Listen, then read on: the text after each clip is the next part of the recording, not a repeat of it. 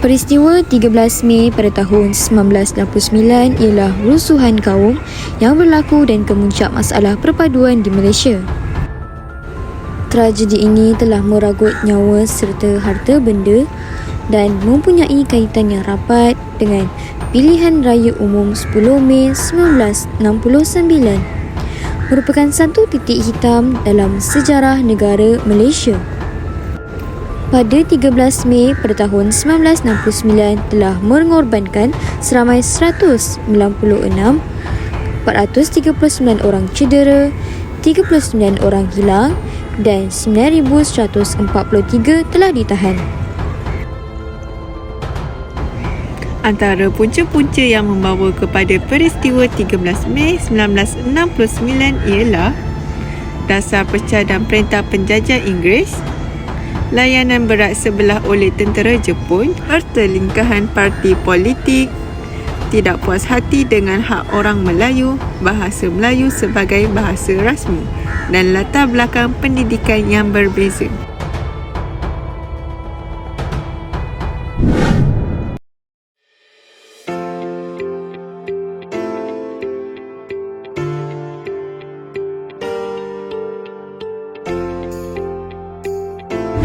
Apakah itu etnik?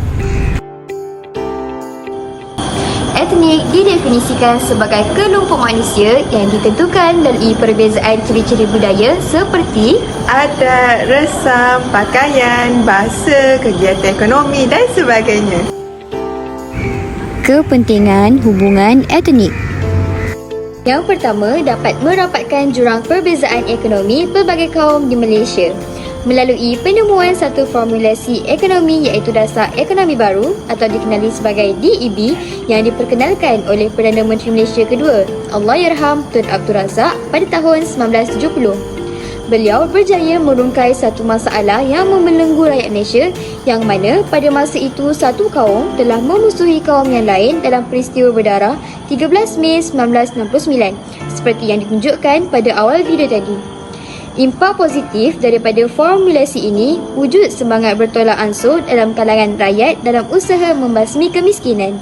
Tindakan ini juga jelas dapat dilihat apabila pihak kerajaan sendiri berusaha meningkatkan taraf kehidupan golongan miskin melalui proses memodernkan kawasan luar bandar. Seterusnya ialah menjamin keselamatan dan keamanan setiap masyarakat.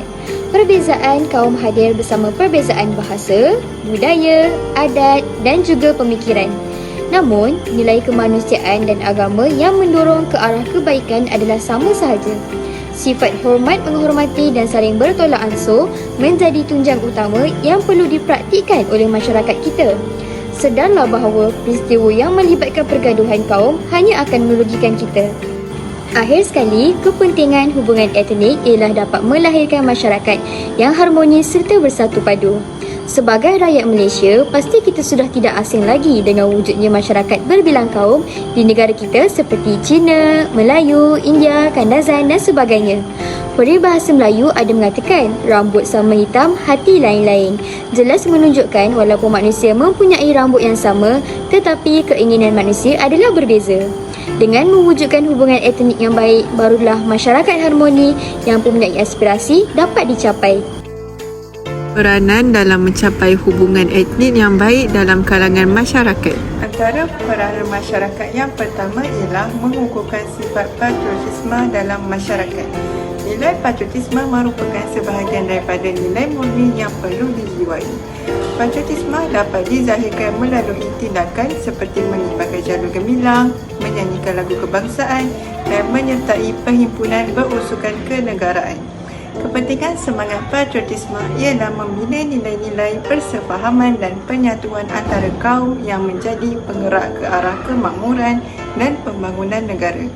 Oleh itu, rakyat Malaysia perlu sedar betapa pentingnya nilai patriotisme bagi memupuk semangat perpaduan yang tinggi dalam kalangan rakyat.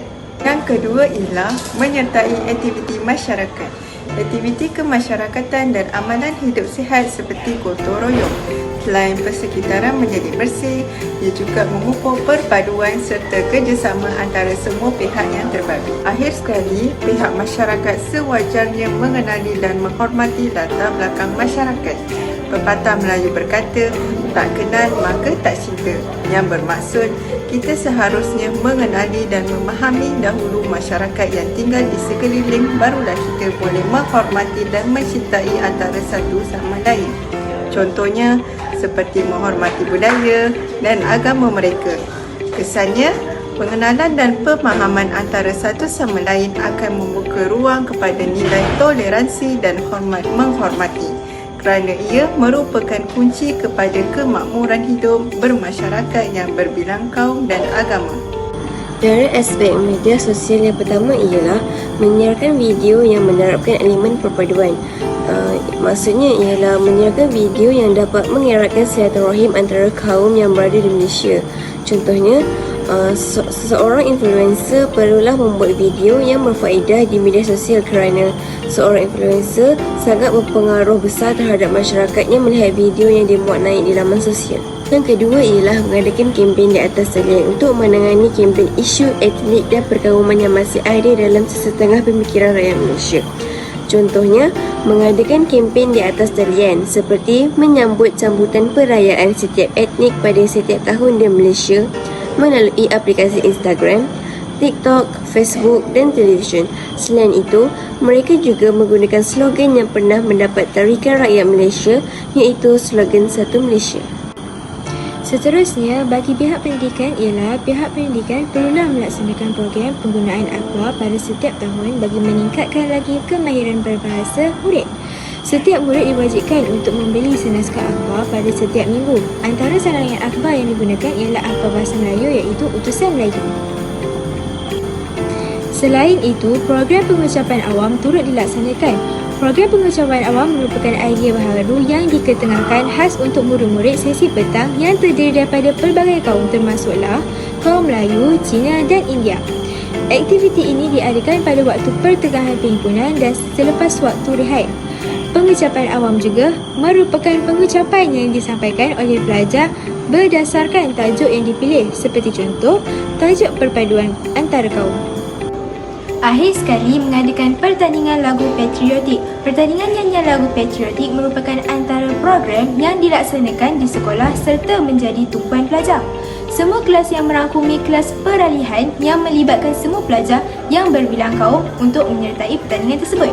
Mereka juga diberi pelbagai pilihan tajuk lagu, antaranya Aku Negaraku, Tanggal 31, Sehati Sejiwa dan sebagainya. Secara keseluruhannya, pihak pendidikan memainkan peranan yang sangat penting dalam membentuk perpaduan kaum di Malaysia. Pihak pendidikan telah melaksanakan program dasar dan aktiviti dengan sebaik-baiknya. Kesimpulannya, semua pihak perlu terus berjuang dan berusaha bagi memastikan keharmonian di negara kita terus meningkat. Perlu kita semat dalam diri kita bahawa bukan sahaja maruah diri yang perlu diberi tumpuan, tetapi juga negara yang diwakili penduduknya. Selagi kita hidup, berusahalah menjaga keharmonian dan juga ketenteraman. Jadilah masyarakat yang terkenal dengan sifat keterbukaan supaya lebih mudah untuk didekati walau apa jua bangsa ataupun etnik. Secara amnya, keserasian dapat dibentuk bagi mengharungi situasi yang lebih mencabar pada masa hadapan dengan lebih berkesan. Kami akhiri pembentangan kami dengan serangkap pantun.